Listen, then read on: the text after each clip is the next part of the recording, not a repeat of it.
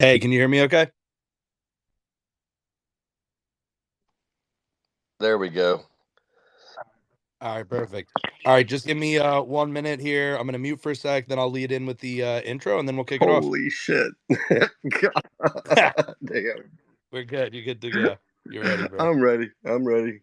Born ready. I didn't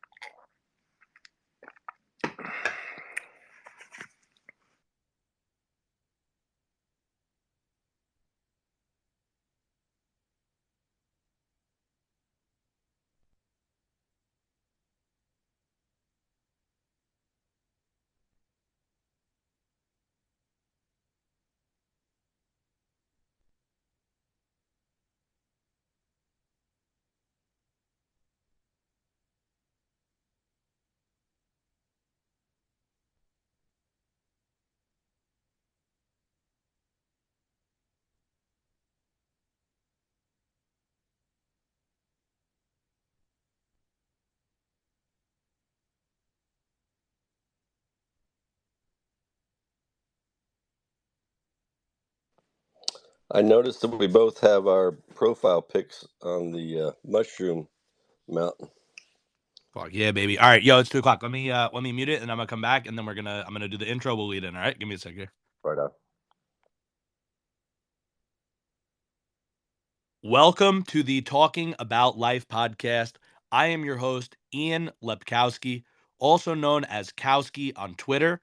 My handle is at KOWSKY_ETH, like Ethereum for ETH, so Kowski.eth. Today, we are incredibly grateful to have a guest on the show.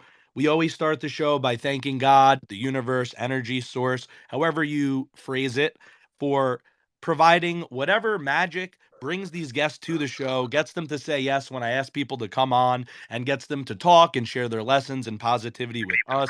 We also always like to thank the guest for coming on. Today, our guest is Bowana, so we're very grateful to have them here on the show. Thank you for giving us your time. Their Twitter handle is at Bowana, so that's at B0, the number, WANA, if you're looking to follow them.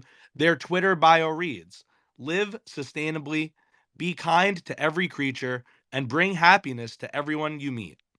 V Friends, Women and Weapons, Gyrus or Gyrus, however you say that, official, TikTok, Treehouse Mountain. So, Boana, that's your bio. Feel free to introduce yourself a little bit beyond that, and then we'll go into the interview and questions. But start off with, how are you doing today and how are you doing in general? Thank you, Kowski. I appreciate it, and appreciate you asking me on here. This is something I've never done. This is something I've never wanted to do. I think I've only spoken on a spaces once before, and I just don't feel comfortable doing that. But I'm going to talk to you for an hour and try to forget about where I am. I'm just sitting here in my camper, hanging out, and loving life.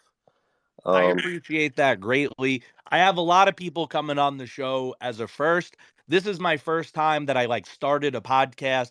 I think this is episode 33, I believe, if I'm not mistaken. So I'm kind of learning as I go here too. If you listen between episode 1 to 15 to 30, I'm sure you'll see, some growth across it. So if you haven't had a chance to listen any yet, that's no worries. But if you had, you'll see I make tons of mistakes. Sometimes I forget what I'm saying in the middle. Sometimes, I'm cutting people off. People cut me off. There's a glitch. It's fucking Wild West out here, bro. And that's the way I love it. I live in the raw. I live in the real. I do things as I go. I'd rather just, Gary Vee says document, don't create. So it's like, fuck the fucking hour that some people take to set this shit up. I'm saying, hey, bro, we're here. We're people. We could just talk in the moment. So there's no pressure on it. So it's like, there's really nothing off limits. Just no spreading conscious negativity. You know, I don't really have an issue. I've never really had that come up, but obviously no advocating for hurting people, that type of shit. But that's it, dude. Otherwise, we're talking about whatever the fuck we want to talk about. Where did you say you were? You said you're in your camper? I'm in my camper here in Copper Hill, Tennessee. I have a treehouse resort, and I have we sold our house last year and moved into a camper on the property to be here working with our guests 24/7. That sounds And fucking dope, dude. That like, so how do you feel? Do you feel like, am I hearing that the right way? Is that kind of like the living the dream for you? Because that sounds like it is, or some yeah, part of it. I gave up. I had a business 4.5 years ago. I've had a business for 18 years and going good, making plenty of money, more money than I could spend.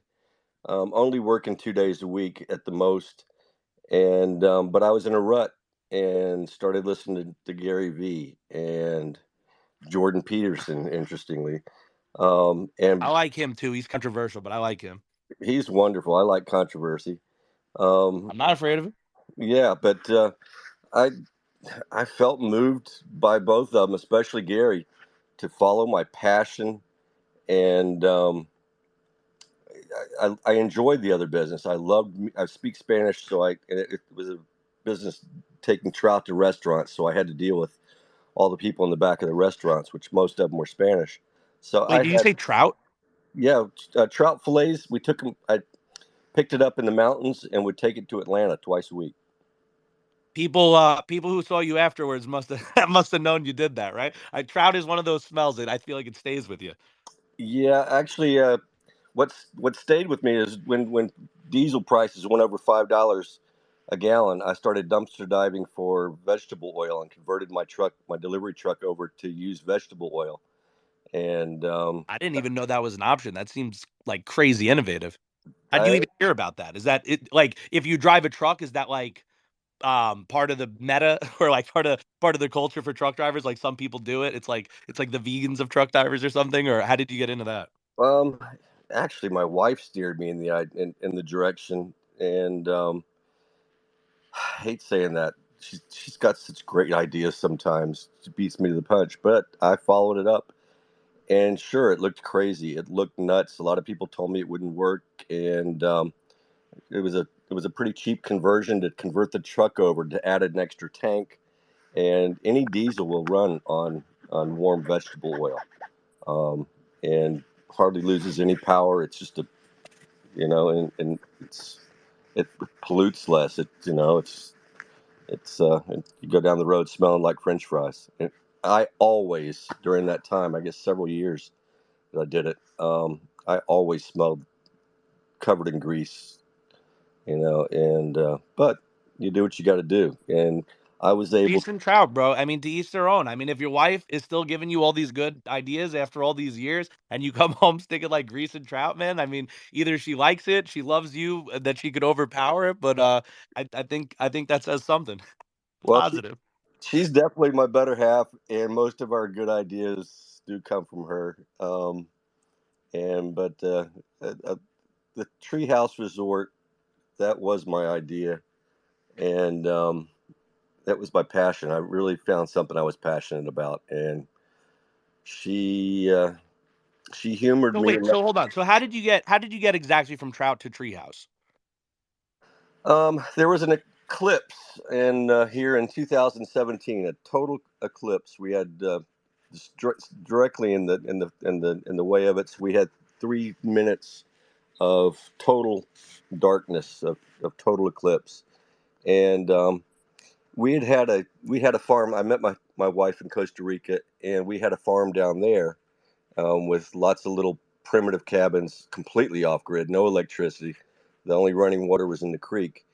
And when the eclipse came, people came from all over, and we didn't really know what to expect.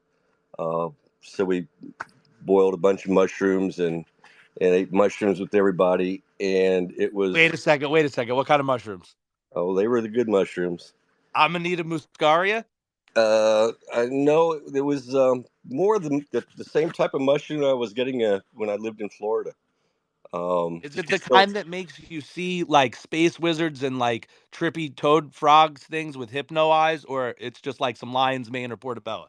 yeah, no, it was trip. They were trippy, and especially That's a lot of we mushrooms. we didn't measure them, so we probably made it too strong. But we were all tripping really hard. Heroic dose, baby Terrence McKenna, if you know who that is. No, who's that?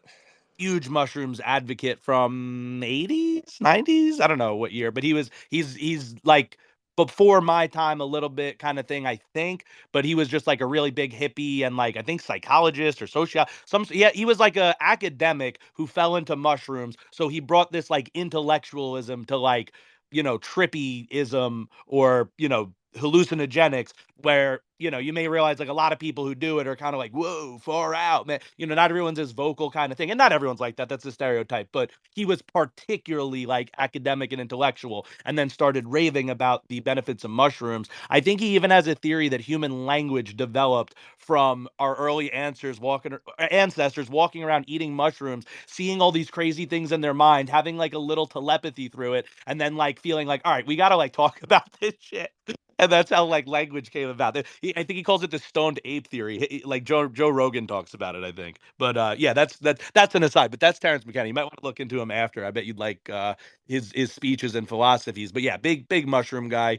And here I am on Mushroom Mountain. Yeah, I've done mushrooms, sporadically throughout my spiritual journey here. And I think, mushroom responsibly, but yeah, mushrooms are something, I don't know, almost everybody should try them once. I do feel that way about it. But sorry, go on. I'm a me and my wife are once in a while type of thing. Actually, she did mushrooms for the first time last year since the eclipse in Costa Rica.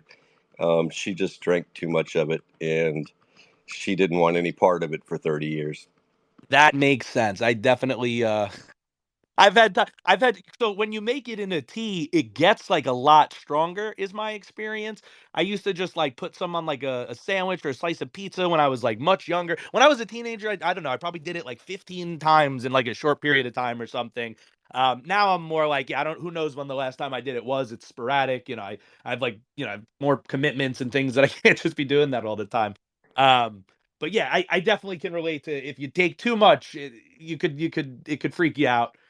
So I get that. I know I'm going on these tangents, but I do want to hear. So Ooh, I just apologies, lost but my. we're just like I said, bro. No fucking rules. We're just vibing. But okay, so everyone's on the fucking mountain, bro. There's a fucking eclipse. It's fucking wild. It's spiritual. You got a pot full of boiling fucking hallucinogenic mushroom tea, bro. Everybody's sipping the fucking eclipse, bro. I can't even. Okay, so go on. This sounds dope. Keep going.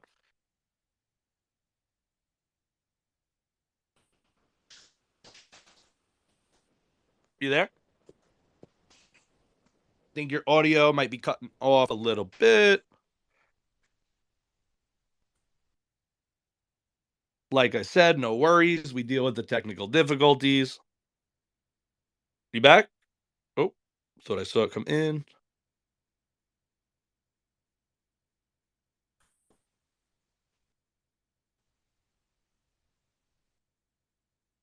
Sometimes you got to like leave and then rejoin. That's fine if we got to do that.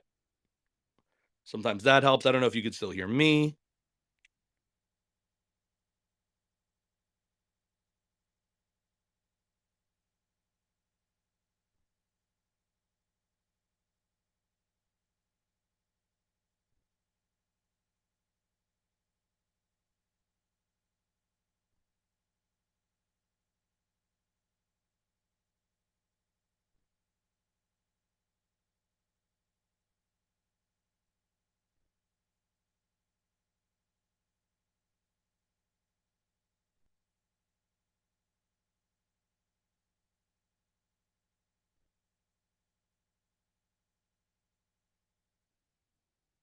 We'll we'll fix this in post.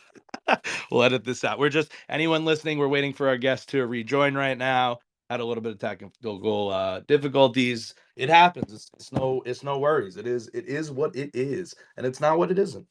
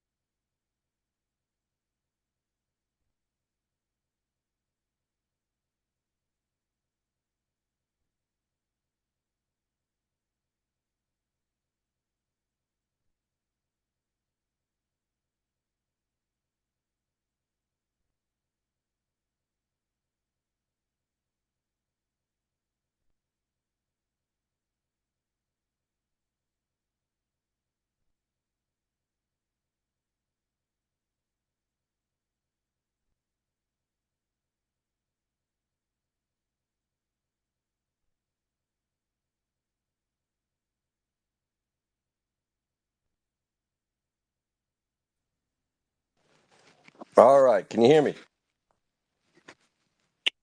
Yes, sir. All right. I think everything is working good. My power never goes off, dude. That's something. Bro, it's okay. These are the obstacles and trials and tribulations that are set before us by the universe sometimes just to fuck with us, bro. But they make us stronger people ultimately. So the more shit you get over, the easier it is to get over the next one. So I'm with it, bro. We're right back in it though. Cool. So everyone's fucking, on the top of this mountain here. There's an eclipse. There's a fucking bucket pot full of cauldron, a witch's brew cauldron full of mushroom tea. Everyone's tripping balls. And then this is leading to like this vision or inspiration you had for this resort. But let me let you walk us the way there from where you left off here. Gotcha. Thanks for bringing me back because I couldn't remember where in the heck I was. All goody. I got you covered, man. Yeah. The In 2017, we heard there was going to be a total eclipse coming over our farm here in Copper Hill, and there was nothing out here. We bought 30 acres to for deer hunting and for family cookouts and such, and it was just nothing here. And so we noticed that people were charging a lot of money to come up here and camp all over the mountains, and I didn't like that. Um, so I gave a flyer, printed flyers, and gave them to all my chefs down in Atlanta, and they passed them out to all their staff. And I had no idea of all the people that would come up. We had about 150 people altogether, I guess, that were camping all over the property.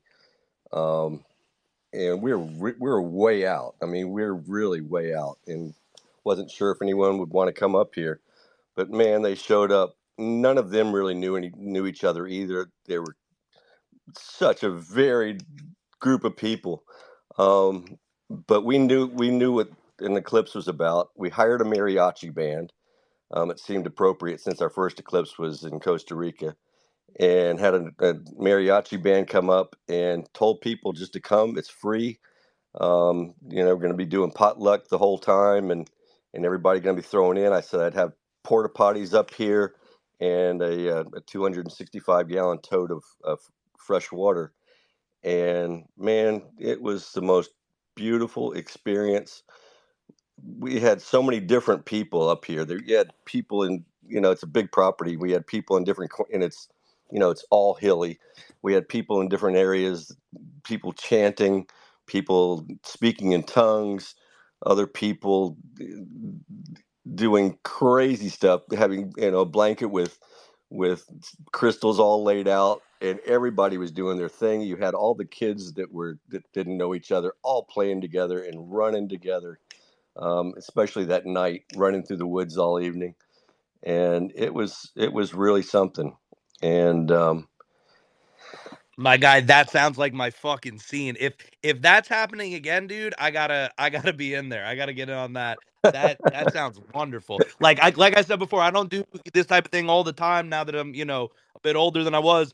But dude, if there was an occasion, that is the motherfucking occasion. That's place to do that. So that's awesome. So keep going. I'm listening, but I just keep peppering in, sprinkling a little salt here, bro. Like season it up. Like just I gotta let you know I'm reacting. Like, bro, that is awesome. That is legitimate. And then just keep going with how that got you inspired to ultimately like well, obviously the inspiration is there. Everybody was fucking getting overcharged. People were going to all these other places. They were getting overcapitalized. You were like, fuck that. There's a way that I could get a little piece of the pie here and also save some money for everybody else. So how did you actually then, I guess, go about it from there? um, it it people started showing up. We didn't know who would show up. We asked for people to RSVP. No one did. Wait, to this thing or going forward? For that eclipse. Okay, for that one. But I'm saying so but after that, then you started this like lodge, right? Yeah, Like and then you could come any day. Or how does it yeah, I guess that's what I'm asking. How does that all work? 2 weeks later, there's nothing out there on the property. 2 weeks later, but we were doing a lot of work clearing stuff and making cool places on the property, which is just something I like to do. Um, I'm really into making spaces, really cool spaces, whether it's inside or outside or whatever. So I spent a couple years making really cool places. So I was sitting out there in the woods one day, um, 2 weeks after the eclipse, and it just came to me: build a platform out there. And my wife said, "Okay, we can do that." And a place to put. Remember, it's not level out there anywhere really. To put chairs and tables that we can sit around and just hang out. And once we got a platform up, we are like, let's go ahead and put a little cabin on it. And my wife agreed to do it, and I told her we could rent it out. I didn't really mean it. It was more of an expensive hobby. But my daughter threw it on Airbnb and started renting it out. And that's how it started. And If you then, build it, they will come, bro. And then that's it. Your daughter just was like, "Fuck this, I'm capitalizing. Like, I'm not waiting for pops to fucking like realize where the money's at. I'm putting this in the world." And then you were like, "Oh shit, I smell the greens, baby. Smell them greenbacks." yeah, she didn't even ask permission. She just did it. I mean, she watches the money of the family, and she had a corporate job working for U.S. Foods, and she threw it up on Airbnb, and it started renting, and it just took off from there. A bank up here, a local bank, privately owned bank, their head banker really liked what we were doing, believed in it, and took a chance on us. And we put up the property, um, and they let us start building tree houses. Everything was on a shoestring. Um, and always just not enough money left to do something, but we kept going and kept going as long as we had momentum. And that's the same in any business that I've ever had, and I've had a lot of businesses. If you got momentum, if you just keep taking one small step and one small step, even when there's no possible way forward, you just keep going, and that's the way that happened. Um, and it worked. We have 4 tree houses now, and my daughter, she was able to leave U.S. Foods. We were able to match her salary, and actually for the first year or more, she did it for absolutely nothing, just working while she was at U.S. Foods. And now she's made Airbnb's class of 2022, 30 under 30, and which I thought was cool. I didn't even know they had that. What they have like a blog Airbnb, or it's like they have a news post type of thing? Or it, they just it's like a convention, or they just elect people? I've heard of other things doing 30 under 30. I know that is. I didn't know Airbnb even recognizes people. That's kind of cool that she got recognized and that they even do that.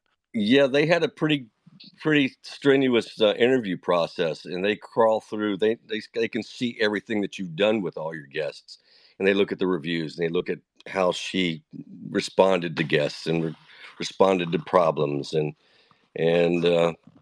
they picked her. And I'm still waiting on the Airbnb's 60 under 60, but I'm almost 60, so I don't know about 30.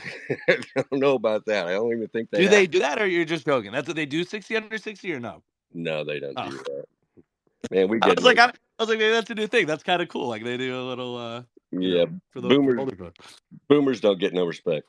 They don't. But Gary would do it. That's something he would do. He'd be like, "Yeah, fuck, bro. 60's the new fucking 30."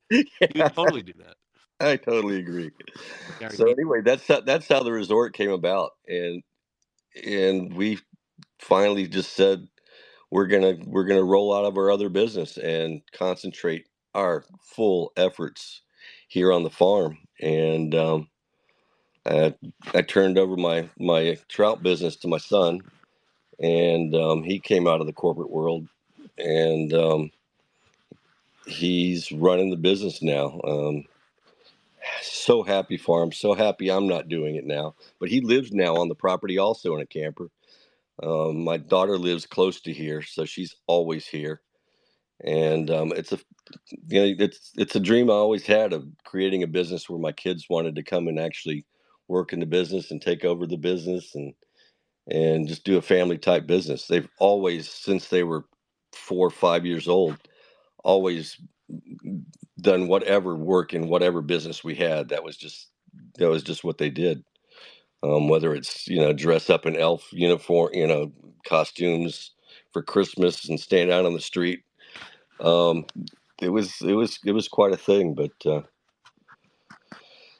um, Dude, it's that's fucking awesome. I hope to be as proud of whatever I do, throughout my journey here as, you sound right now. My baby is, only 2 months plus, some days old here. So I got time to build the empire. I don't know exactly where I'm going. I'm doing a podcast, I do art, I, do like writing, poetry, speaking.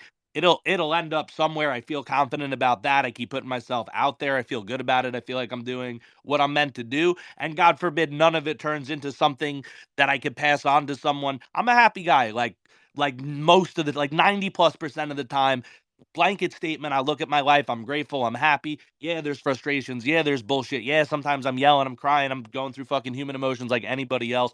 But for the most part, I'm happy. So I I I advocate this to other people. Don't get so caught up on the destination. And it sounds cliche, but cliches are fucking true, man. They keep getting repeated because the whole race hasn't fucking learned them yet. Like if the whole race would take a message, the whole human race, and I mean when I say that, if we would all take a message from a cliche, they'd like go away. We wouldn't need to repeat them anymore. So it's like people are still fucking missing this one, and because they heard it so much, they like pass it even more. But it's true. Like you reach the destination, that's beautiful. But it's like not everybody might, or you might have to switch destinations along the way. So I think you got to fall in love with the process. And even your journey is kind of like you weren't fucking thinking about a destination even. And it's like that's what people got to realize. Like you weren't all caught up on some shit, so you didn't have anxiety about it. You weren't worried about it. Yeah, you had this general idea like I want to pass a business on to my children, but you had the trout thing going and you were doing your own thing and like all of a sudden, bro, an eclipse comes, a fucking treehouse pops out of the fucking nowhere. You know what I mean? Like just this magical moment comes, right place, right time. And then all of a sudden you reach this destination, and that's I doubt the fucking path you saw there. Not even I doubt. Like we just said it. That's not the path that you saw there. Like it just kind of happened. Your daughter got involved with it. She jumped in herself. It's everything you wanted. But I think if you maybe had been caught up your whole life on building the perfect treehouse, maybe it wouldn't have worked out as well. Maybe it would, but I think you get the point of what I'm saying, right? Like there's like a magic in the kind of like laissez-faire, hands-off business. Don't get too fucking stressed. And that's kind of how I run the podcast. But do you know what I'm saying? You absolutely nailed it. It was magical. I consider it was, it felt completely God led. I While my children were growing up and going through high school, and I tried to talk them into not going to college. They put themselves through college anyway, and worked their way through college. They knew from a young age that they weren't going to get a car if they didn't work. They weren't going to go to college if they didn't work. We were always real transactional with them, and I'd always dreamed of having them come in to do something like that. But once they got into college and graduated and got into the corporate world, I kind of gave that, just I just let it go. Um, and then the treehouse idea hit me, and then my daughter jumped in, and now we actually made her a minority partner. She's by far the most valuable person in our organization. Don't Oh, I hope she does not listen to this. Um, You don't want her head getting too big, huh? oh man, she is gunning for my job. Let me tell you, brother. That's hysterical. I mean that you got to be proud of that though. That's your girl. I am as proud as I can be of her. She's a driven dragon, if she's anything. And my wife also. My wife runs the business. My daughter, um, she does everything. She does the website. She does the Airbnb. We have most of our stuff now, 70% coming through our website.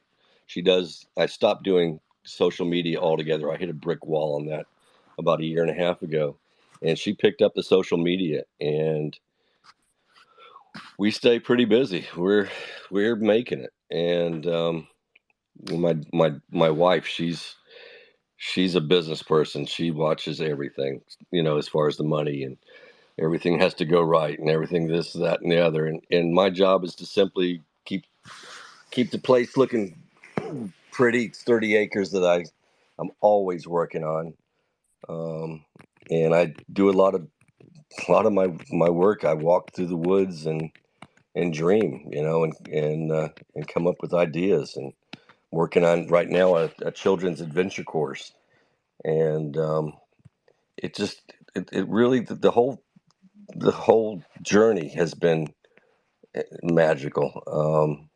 When you finally find something that really clicks with you, the other business is great, and I loved it. I loved meeting people, getting to know all these people in these restaurants. I loved it, but the treehouse was my passion, and I've got a pond, something I'd always wanted. I always wanted my own pond with snakes and turtles in it. So now we dug out a pond, and now I have snakes and turtles and fish in it, and snakes all over the property, deer, turkey, you name it, bobcats. Got armadillos up here. Um, Interesting you said snakes and turtles first. A lot of people hate snakes, especially Indiana Jones. You big snake guy? my only tattoo is a beautiful scarlet snake on my right arm. That I always thought snakes were cool. I was like a darker child than I am an adult. I found the light at some point in life, but as a kid, I fucking loved skulls with like snakes like wrapping in and out of like the eye sockets and shit and coming over the top of the head like a cobra. I don't know if you ever seen that, but that was my jam. I have seen that. I'm I used to be more my shit. I'm more of a I just love snakes. I've introduced a lot of people here um that have to snakes and let children, show them how to catch snakes, and they go out and they start turning over logs until they find a snake, and I've always loved that, and I adore snakes. That's my animal. Um, Yeah, snakes get a bad rap for Christians often because of the whole like Garden of Eden, snake is the devil of temptation kind of thing. So some people don't like it because of that. Some people just think they're creepy. But yeah, I never fell into all that. I think snakes are pretty fucking cool, bro. Like, I mean, yeah, it's like I had a friend who had a snake, and like I did not love the part where like he would be like, oh yo, we're gonna feed it, and he would drop like a live mouse in there, and it would like fucking devour this thing. Like I don't know, dude. Like I'm a guy, right? I'm a guy like any other guy. Like there's a part of me that goes, God, like that's cool. And then there's a part of me that's like, oh my God, like he just ate that thing. Like, holy shit, he just killed that. Like, oh fuck. Like, I don't know. But overall, I still went over there, and and when he said, like, bro, come watch, like, dude, I was there. I went in the room. I could have stayed downstairs. I could have fucking like chickened out. Whatever. Like, I don't know. It was like a twofold feeling. It was like I was getting pulled in two directions, but it's like I had to watch. It's that train wreck a little bit, but I don't know, dude. Snakes are kind of cool. They're just different. Like you could have one in your house. It's like this predator. They're like not like dogs or anything. You don't really know what they're thinking. They're a little bit scary, like slithery. I don't know. They're just like they're kind of super interesting to me. I always kind of like them. Not my favorite. I like lions is my favorite animal, but snakes have a place in my heart, bro. Snakes are kind of badass. yeah, always had pet snakes throughout my life. I went to college and had a snake, and just I always lived with snakes. I had it for several years until it escaped. I had a 10-foot python, Burmese Holy python. shit, you had a 10-foot python? Yeah, You just and, ate that? Like, what do you have a big basement, or you built it? Did it have its own tree house? Like, what the fuck? 10-foot. he lived with. I mean, he literally had a small house, one story, and he was free to. He had his bedroom to where I could put him into his own bedroom, but he hung out with me and just cruised the house, um, and I loved him. I love snakes, and man, That's great, bro. But do pythons like would he like wrapped you up in like 10 feet, bro? Like you know what I'm saying? Like did he ever look at you like I wonder if that's food or dad kind of thing? Or they're like what's uh, their deal with that? he got me a few times. For instance, I'd go out and get him a rabbit and at the pet shop and bring it back. And I remember one time sticking my hand under the sofa to grab my snake, and all they go by smell, and so he smelled a rabbit, so he nailed me. He bit me a couple times like that, mistaking me for Are they venomous or no? I don't I no, like things, I don't know the details. no. They have a mouthful of teeth. All snakes have teeth, and he he hurt worse than most. I mean, it drew blood. But I've Damn, always sorry. I mean obviously you're okay, but yeah, I'm sorry. I've always been bit by snakes. I catch snakes barehanded. I've hand tamed a couple of coral snakes when I lived in Florida. Um, I just haven't. I have no fear of snakes. I love snakes. And I really have a good feel for them. And That's awesome. And I was saying before, snakes get a bad rap in Christianity, Garden even, but Eden. But if you're into, or if you ever heard of like some of the Indian traditions or like yoga, like I got into that in college, like meditation, yoga. I'm still into meditation, yoga a little bit, but there's this idea, this thing called the Kundalini. You ever hear that shit? That's a poisonous snake. No, no.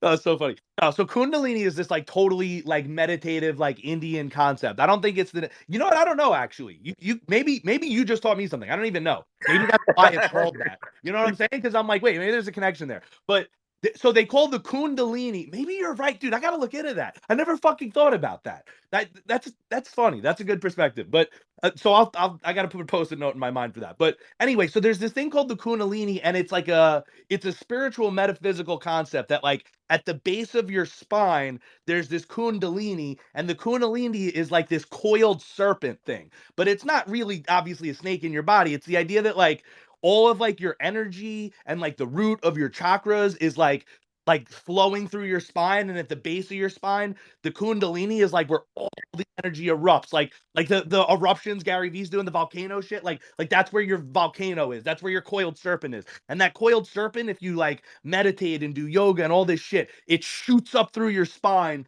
and like fucking shoots out of your like I don't know, like crown chakra through the fucking third eye. I don't even I'm not don't quote me 100% on this shit, dude. But like someone who's really into this is gonna be like, I'm offended. I can't believe you said it like that. But I'm just getting the general points, dude. Like this is generally what it is, and this energy shoots up through your body, and it's supposed to like make you feel better, and like you could feel like yourself standing more up straight. But you got to like do these like hip openers and leg things to like unlock the energy from like your base and your core. So that's just like I don't know, it's just another cool thing. So it depends, like different things have different connotations, different religions, different cultures. So in one it's the devil, and then the other it's literally like the enlightenment, the nirvana, the life force surging through you. So if you like snakes, you might want to might want to lead into that Yeah, or not. I'm just but I I'm just think throwing the out different examples. I think the fear of snakes comes from our DNA because way back when, I think it was probably pretty safe, a safe bet to stay away from snakes.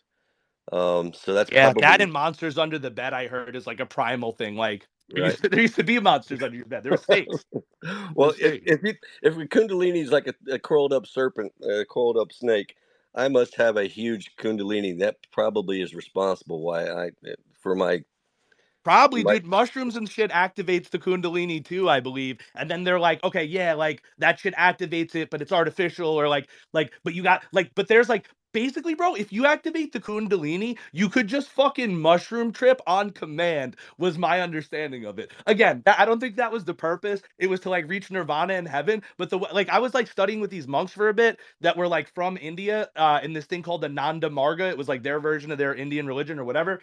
But like, bro, they seem to be describing like some like bro, I saw this guy like meditating, and he was like 80, and he'd been doing it for 40 years. I don't know if he was part of me was like, is this guy putting on a show because he knows we're like at a retreat and he's trying to like inspire people? But bro, he was like vibrating, he was like rocking back and forth, his eyes were like rolling back in his head. I was like, bro, what the fuck? Like what was all that? He's like, oh, I'm not even always aware of that. Like I'm deep in the moment. That's the kundalini. I'm like, what the I was like, I don't know if I have that. I feel like you're fucking with me, but it's a thing I witnessed. I definitely witnessed that. I can't tell you 100% what happened on his side, but I saw it. It looked real, dude. I was pretty convinced. I was like, dude, this looks like because no one else was doing that. He was old. I was like, bro, if I guess if you kundalini for 30 years, like it literally fucking you could feel it surging through you. Like I don't know. I'm 50-50 on whether he was like doing that to inspire us or that was real, but that it was still pretty fucking cool. Yeah, it could have been real, but it turned it into an act. So I don't know. I was so sold, but yeah, I'm a skeptic, so I'm never 100% believe anything. But I love magic, so I'm like down to believe, kind of. I'm like both. I have two guys in my head. One is fully believes in magic. The other one's like this is total fucking bullshit, and they kind of like shake hands and meet in the middle somewhere. yeah, I I tend I've always gone between calling it magic and in my later years just attributing it to whatever God is. Yeah, And magic, God. Some of it's just positive psychology. Like if you look into psych, it's like, oh yeah, that's science. So there's many aspects of it. But yeah, I've chosen at this point in my life to like ignore the skeptic. He's not as fun.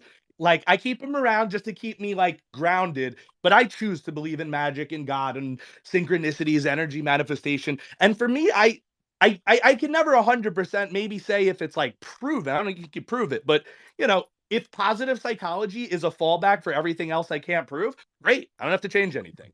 So it's either magic or psychology or God. Great. There's three things it could be. So I'm good. I've one of them's got to be fucking right, you know? So I'm good. I'm going to do the same shit. I've always been real heavy on optimism to a fault. Never had a practical peacock in my life at all. My wife and daughter are my practical peacocks in my There you life. go. They keep me grounded. I was never grounded. Um, but something's got to be. I don't know what it is. No matter how bad things, I've gone through some really hard, bad things, and I've stayed optimistic through everything, always knowing it's going to get better. And no matter how bleak things seemed, and I've gone through some bleak times. Do you And want to mention any of that? Like we can, like I said, like keep it positive. But if it's like talking about like how you got through something, that's super positive. We could talk about dark shit. Do you care to share any of that? Like an example, maybe inspire someone, in the listeners. sure, in Costa Rica, me and my wife had a farm, and we lost it all down there. And Hurricanes. we brought in a partner, and he ended up uh, paying off my lawyer and getting his own lawyer that had me kicked out of the country. And we went from having the most incredible paradise down there right off the beach in Costa Rica to homeless. We came back. My wife was 9 months pregnant and 8 months pregnant, I guess, when we got back. And I had gone before her, bought a micro a VW microbus, and so we had a home, and I had a friend's place that he let me park it, and so she came, and she wasn't real impressed, but she's a trooper. We had lived in smaller than a microbus. We had slept in closets before we had our farm in Costa Rica, just wherever we could find a place. I was living on the beach, literally living on the beach with three horses. I rented horses. That's how I met my wife. Um, where was that going? Dude, how did you turn that around? That's where that's going. That's like crazy. I agree. That's nuts. That's definitely a dark time. How did you get from there back to like trouting and tree houses and all that shit? I came back and started selling meat door to door because if you selling meat door to door in these little pickup trucks, they let you take the truck home. And so I sold the shit out of meat. It was the most horrible job I've ever had. But my wife would go with me. I'd play it, I'd play her off as, look, there's my pregnant wife out there in the car. And, you make do with what you can do. And we just Got worked. target, dude. We worked and grinded and once my son was born, that was everything. Everything was about you know, making a family. And Feel the same way about my daughter. I'm guessing your son was your first child then. he was, Yeah, yeah. yeah. Yeah, And dude. Once that child comes, bro, the life is fucking flipped. Totally different. Not yep, about you anymore. I've always been a selfish person. I was raised by great parents, well-educated parents, but I was spoiled to death. And that's kind of the reason, whether it was conscious or subconscious, I don't know, of going to Costa Rica without anything. I got arrested down there after a couple months by immigration selling. I went to the market and got 50 pounds of oranges when I ran out of money, and went to the plaza and squeezed orange juice and sold it to tourists for 20 cents a glass. And you do that for a few hours and you got enough for a hotel and a meal. And That's kind of crazy.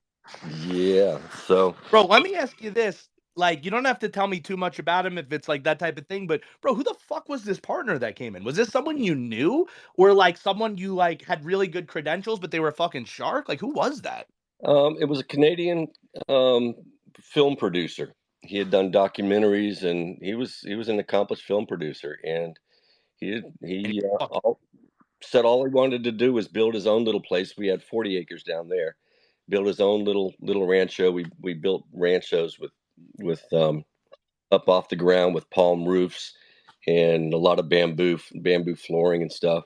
And he said he just wants a place, of his own, and he'll kick in half the money, and it worked for us. And one day, it's like they came and served me with papers and said he had the entire company and or the whole partnership and And owned. just so I understand, like there was no, because it wasn't part of your story, so I'm assuming no, there wasn't like a falling out. You didn't see this coming. This guy just fucking like rugged you, like literally took the rug out from under your feet.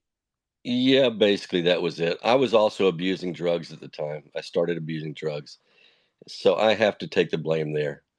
Uh, And what? And he found out, and that was maybe part of it, or well, he was doing drugs too, and he had done drugs too. So I think he used it as an excuse, I've or done plenty of drugs in my lifetime, so no judgment there for me. I would have no right, and I wouldn't anyway. But just saying, just so you know.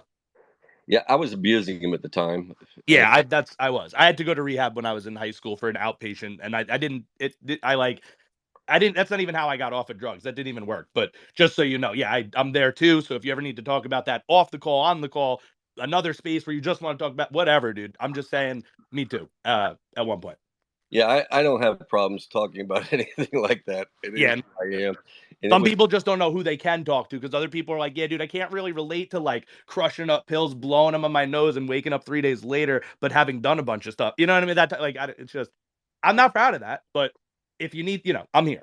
Yeah, in Costa Rica you could buy grams of coke for $5 a gram, That's and so it was pretty easy to develop a crazy. habit. And so I did abuse drugs down there, but he got us, and he had his lawyers. His lawyer was in the same law office as one of the ministers of immigration, and he was a double minister in immigration and police. And so it didn't take much to have me kicked out of the country. Yeah, well, drugs are not, bro. I'm sorry that happened to you. That guy sounds like a fucker. It's funny. I part of me, I almost went to say that guy's a fucking snake, and I forgot we love snakes. And I'm like, all right, he's a shark. He's a dick or something. He's not a snake. Snakes are cool. But it's just funny. I mean, it's not funny, dude. Obviously, I'm sorry, but I can tell. I think that you kind of have a sense of not kind of. I feel you have a sense of humor, and I feel like, bro, you got rug pulled before NFTs. Like you were getting ready for NFTs before NFTs. You know what I'm saying? Like we all waited till the digital age to fucking have someone do that to us. You were like, now let me get this out of the way now. Let me like learn from this. Let me see how it feels like. So then when you get to NFTs, like Well, you're ready for what's out there. I went when I went to Costa Rica, completely dependent on my own self and hustling and whatever I could do down there, and got on top of the world with this beautiful farm and whatnot, and losing it put me back down to homeless. And as I mentioned, I was spoiled as a child, and there's nothing, it's good to be humbled. It's good to be humbled. Some kids like me need to have their the pride knocked out of them. And I guess we've been homeless as a couple once or twice. I guess once really bad, and Dude, then sorry Costa to hear that, Rica. but I am so happy to hear how fucking resilient you guys are. Like it's like I'm almost not sorry to hear it. It makes your story cooler now that you're on the other side of it. I'd be like, I'm so sorry while you're going through it, but it's like now that you're here, it's like that's kind of dope to some extent. I hope you can see it that way. I feel like it's better to see it that way, just for your own mental like stability. I don't know. I mean, Yeah, however you feel about it. I try to recontextualize the worst things as like that's like a badass part of my story. Like if this was a movie, if that scene wasn't there, the movie wouldn't be as interesting. Like that's how I see it. yeah. I choose to see it.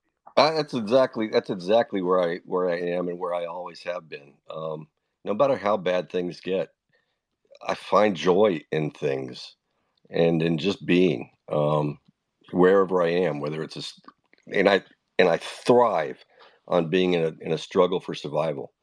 Um, and anytime I've had a struggle, I mean, I it just motivates me. It's Um, got to, right? I mean, some people collapse under the pressure, but I heard, I forget who, someone say like depression is a luxury. because if your back is up against, I think it was 50 Cent. He said depression's a luxury because if you're on the streets, there's a gun in the face, your back's against the wall, like you're starving. Bro, you're too hungry when you're starving to think about being sad. Like hunger is overpowering. Like, yeah, it's sad that you're hungry, but when you're that fucking hungry, bro, you're like, have you ever been like, think about it, bro. Think the hungriest you've ever fucking been. Were you also sad? No, you were like fucking aggressive and ravenous and ready to fucking hunt, kill, steal, fucking like climb a mountain, you know what I mean? Fish. Like if you're hungry, you're fucking hungry. So I agree with that, bro. Like it's not always like again, for everybody, because some people get under that pressure, their backs against the wall, and then they just die, or like they just fall down. You know what I mean? Their backs against the wall, they slump down against the wall and they go fetal position and they stay there. But some people have that ability, bro, to like really have that survival instinct. It's not like dead inside them. And you're one of those people that has that live survival instinct. And I think I haven't been homeless, but there were times where my parents kicked me out of my house, and there was a couple weeks I was like at a friend's house. I had to, or my parents were divorced. I had to go to my dad's house. I had to stay at my grandma's. Like, and I'm just fucking, so that was like homeless-ish, like not truly, but yeah, I'm just saying I relate to the feeling. And a lot of these darker moments in my life, I thought at the time I was gonna kill myself, and I thought I was never gonna get out of it. I didn't always have the optimism, but at some point I did find that optimism, and now I can kind of recontextualize everything in this positive light and angle and say like this was all part of my journey to get me to here. And I just want to take a second to like touch on that or spotlight that for the audience. Like this is what the show is about. Like we both came on, we're like, oh, I don't have anything prepared. Bro, you don't need shit prepared, bro. This is just life. We're talking about life. Life is fucking life, bro. Life is what happens while you're making other plans. Life, you can't really always have a plan. Like things just do what they do, man. Like things are gonna happen that are unexpected. So I'm like, fuck it. Like my plan is not to have a plan, or my plan is to like react to everything in the moment.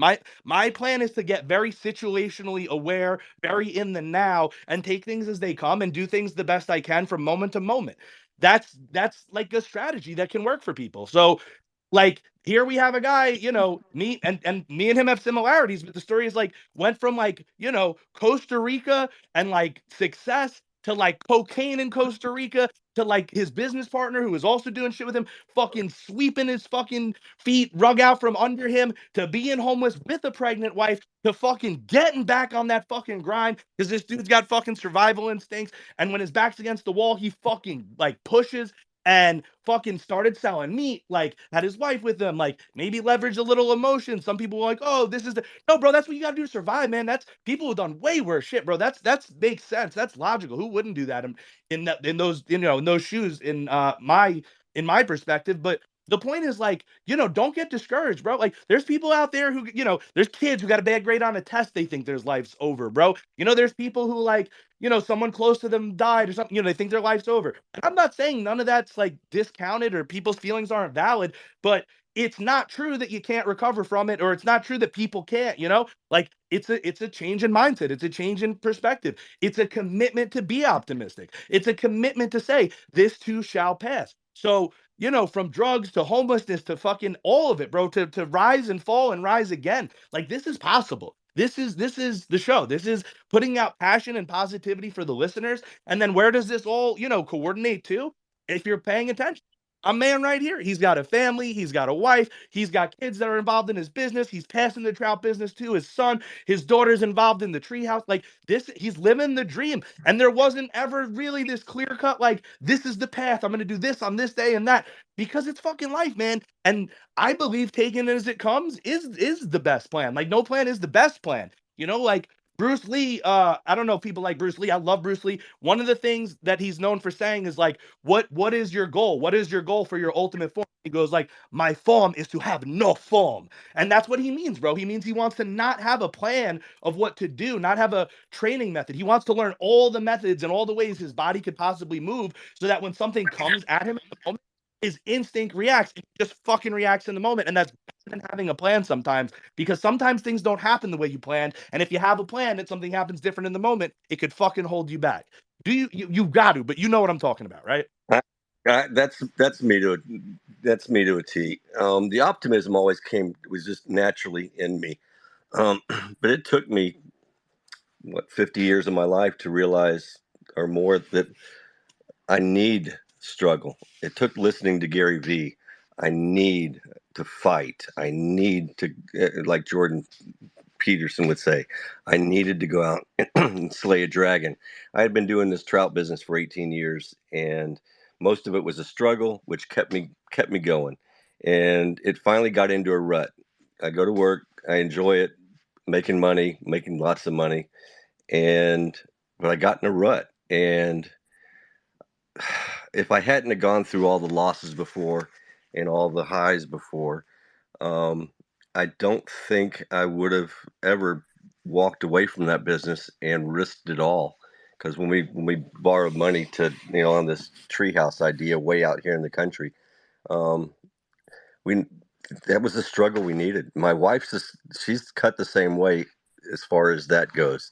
She's always been standing next to me when in our fights, whether we were fighting the system in Costa Rica or fighting the law up here, or always you know having things come at us.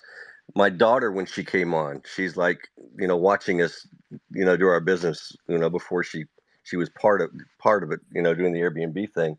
But when she came on, she's like, listen, we're going to plan away from chaos. And me and my wife kind of giggled at her, and because that's my wife is the one that made me realize really that we create our chaos because that's who we are. And without that struggle, I lose interest. And so that's where I am right now. And this is a struggle. It's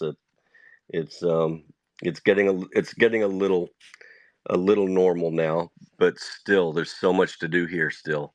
It keeps me interested. It keeps me passionate about waking up in the morning.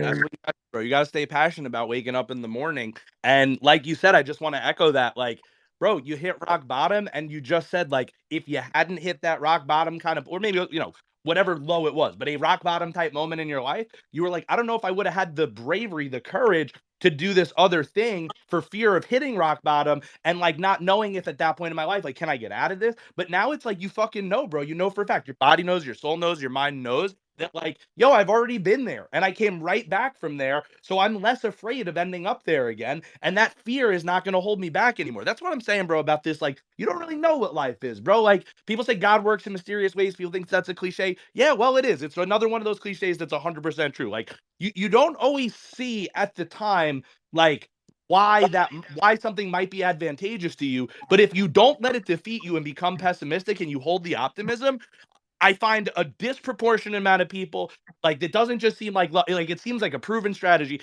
People who have that optimism will later say, "Hey, like, this seemed like shit when I was going through it, but I always knew like something was meant for me in the future. And now I'm here, and I actually realized that if this didn't happen, I don't know if I would have got here." Like, I've heard that so many fucking times. That's my story. I've said that over and over and over again. The people I meet and attract say that over again. So that to me is not just like an aphorism, like, to be shrugged. Dude, that is so deeply corely true on a spiritual level. And I'm thinking, right, again, you gotta agree, right? I mean, dude, we are vibing here. I'm thinking you like we're on the same page about many things. yeah, the optimism. That's why I spent fucking 20 ETH on the very rare otter, when when V1 was at the height of its value. Um, but I still have that otter. That's my spirit Stay animal. optimistic, bro. It'll go right back.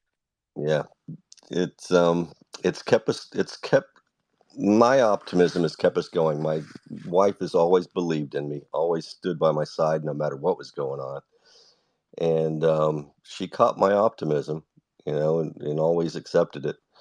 And there were hundreds of times here in this treehouse business where we came to the wall. It's like it, if you were a rational person, you would not keep going at that point. You'd cut your losses and pack up the bags and go home.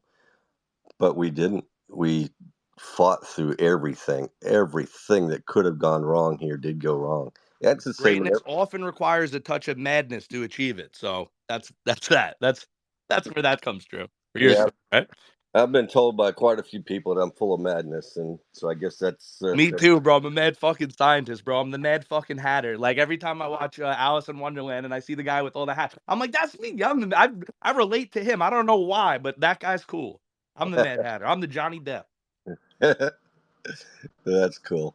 But Bawana, let me recap time here. So I let us go all the way to 3 because we had that like Holy maybe 10 shit. minutes, I don't know, for technical difficulties. But I always save the last 10 minutes, which we are at now, for a self-promotion spotlight. I whatever you want to talk about, I definitely want you to like if you're comfortable, I assume you are, point people to the actual website, tell people what the website is, maybe list like, just mention rates or promote yourself a little bit here, bro. Uncomfortable or not, you deserve it. People got to know. The people deserve to hear it. So I could do it for you if you whatever. But if you're fucking feeling it, let people know. Just really highlight like the actual pitch of the what you're doing with the business, where people could come in Tennessee, what town, that kind of thing. Well, I sold my Jeep.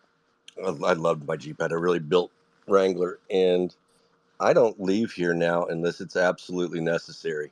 I really don't. And for the first while, I used to get anxiety even going to town. When I say town, it's a town of, I think there's 1,400 people in it. I stay here 24/7, if at all possible. And so many people, cool people come here, nice people come here that it's such it's so fulfilling. Um, and We're in Copper Hill, Tennessee. It's in the southeast corner of Tennessee, and several hundred yards from North Carolina and a couple miles from Georgia. And it's just way out in the country. We have a lot of cool things to do around here, rafting and stuff like that. But the tree houses are luxury tree houses. They're done right. I found a builder, networked through another guy um, out in Oregon, and he introduced me to this guy out of Boone, North Carolina, and he built such incredible tree houses.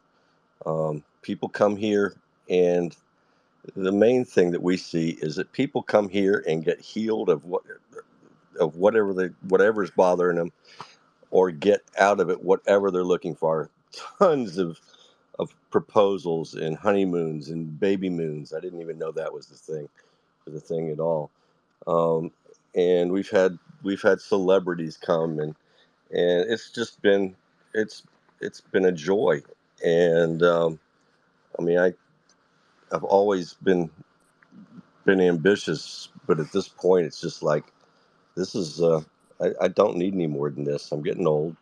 I'll be 60 in a couple months, and but I found happiness here, and people love it. Um, they absolutely fall in love with this place. And the biggest compliment we have, we get lots. We get the 5-star reviews, um, but I don't read the reviews. My daughter and wife, they keep up with those. But when people come back over and over and over, we had 2 girls come up from Miami um, this last weekend for I guess they were here 3 nights. It's the third time here. There's no bigger compliment in the world. There is no better feeling than to see people showing up again. And a lot of our business is repeat business now. And we have people come up. A lot of times they'll come up, especially during COVID. They'd come up after they knew our place. They'd rent all three tree houses. We are in the process of building the fourth one, and now people are they come up and they rent all 4 tree houses for their extended family, their friends, and it's just turned into an incredible place. We've got a 9-hole disc golf course. Got trails all through the property. We got Camp Reggae right up the road from us, 1 mile up the road, and so we have them down sometimes, and we actually gave them 4 tree houses a while back, and they came up and just all the music all night long around the campfire, just just absolutely incredible. Um, but people are loving it, and we've had people show up. We had one lady show up. She got out of the car and we said hi to her, and she just all of a sudden burst out into tears and dumped on us gladly um, that she had She had reserved the treehouse um, with her fiance. They're no longer together. She came up. Her mother was having problems, and by the next morning, she's just out and about and making friends with the other guests in the tree houses and going and actually went out with the other guests and was a different person. It was just absolutely it warms your heart. That's Seeing miraculous, right? You got that location, the nature, the woods, the tree houses. There's just a healing energy there, is what I'm hearing, and I believe you. yeah, there is a healing energy here. It really it really is, and people tell us that. I like reading our guest book sometimes. I don't read reviews, but the guest book and people talk about what it did for them a lot, and incredible, you know. And if you don't mind, let me just take a minute here. Let me just echo that, like some of that a little bit louder for you here, just so people are getting it. It's fucking tree houses, bro. And it's not act like I don't know what people think when they see a tree house. This is not when you say the word tree house, I don't see what I'm looking at on his website in my head. I see like a rinky dink little shack, fucking like little pen and fucking like box pen type thing, whatever the fuck you call those little like lean-to type thing, fucking bro. That's what I picture as a tree house, like some ragtag shit, bro. These are not tree houses. These are houses inside of a tree. Yeah, I get it. That's what a tree house is. But no, bro, these are real houses. Like, I'm looking on his website right now. Your ultimate Tennessee destination. View the tree houses. They got these gigantic decks that form the base across, and it's not like one tree house. This house is going across like multiple kind of like tree areas. It's like rooted to one tree, but the deck is like, kind of like leveraged and leaning against other trees. So it's this like really fucking wide deck. Then there's a house on top of that deck, like in the clearing, in the areas of the trees. The second one here is similar. Like this one has like a tree in the middle, part of the roof, and then there's the tree, and then like the roof finishes. But these are like full on houses. Like some of them are a little smaller, some of them a little bigger. One of them is like up to 8 guests. I think one of them is like, a family of 3 or 4. But there's totally different fucking options here. Like he said, he's got the disc golf course, he's got the fucking magic in the woods. The website is treehousetennessee.com. If you want to book, you could book right now. There's like a link at the bottom with dates. If you want to call them and get information, it's 706-567-2470. One more time, 706-567-2470. This is fucking awesome. Like, Tennessee's, not right next to New York. Actually, I don't even know. I don't think it is. I'm bad with geography, but I'm pretty sure it's not right next to New York. Otherwise, I'd know. But I want to go here. I don't know. I can't make a commitment. I got to check prices and shit, but I got to look at this. I want to be here at some point. I'm going to say I will end up here. I'm 31. I got a long life ahead of me, and I will end up here. I don't know when, but this is something I will end up going to.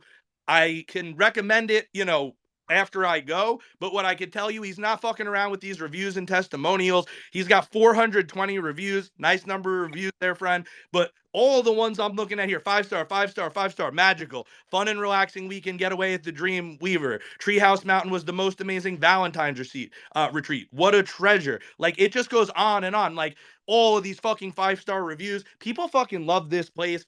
So if you're local to Tennessee, you're not local to Tennessee, check out fucking Boana. He's a great dude. He's been through it all in life. If you have a chance to talk to him personally, that'll be a great fucking experience for you, I believe, because it is for me right now. I hope you're experiencing a good time listening even to this conversation. Uh NFT Time Bomb. I'm happy you're here in the audience. We are pretty much at the end of the podcast here. So, Boana, this is crazy. One more question I got to ask you. I forgot if we even said this in the beginning, bro. Did I even get your name? Is your name Boana? Is that your first name, your last name? Is that even anything? Like, what? I'm Ian Lukowski. What was your name again? I'm so sorry. I feel so rude asking this, but I feel even ruder not. Yeah, Tom Detko is my real name. I got the name Boana after I had a neighbor that was a world class hunter, a hunter's hunter, and I'm he took me turkey hunting, and we doubled that day.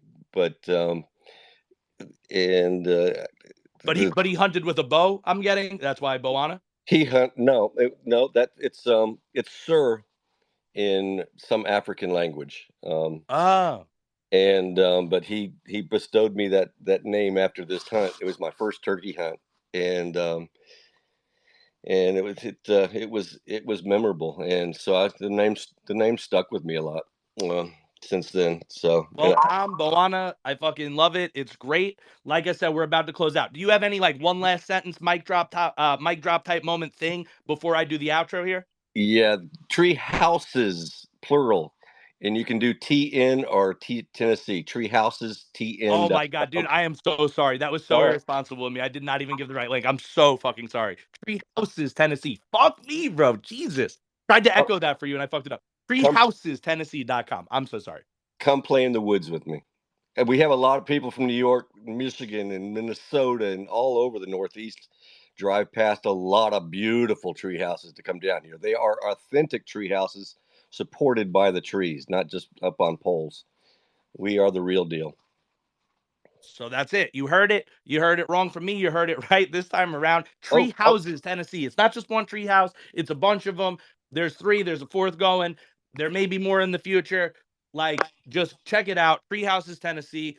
And with that, we will bring it to the closing here. hold So, on. Bawana, Tom, I want to thank you again for coming on the show. We kind of like lead out the same way we lead in. So we thank the guest, which is you. So thank you so very much for coming on. Thank you for sharing your vulnerabilities with us, your rise, your fall, your success, everything that you shared. You bore it all. We kept it raw. That's how I fucking like it. We fucking vibed. We clicked on so many fucking levels. That's what I fucking love. I love these conversations. You're definitely welcome to come on the show again. If anyone in the audience wants to come on the show, you're welcome. Thank you to the audience. NFT Time Bomb left just now, but thank them for coming. I said that before. Say it again if they listen again.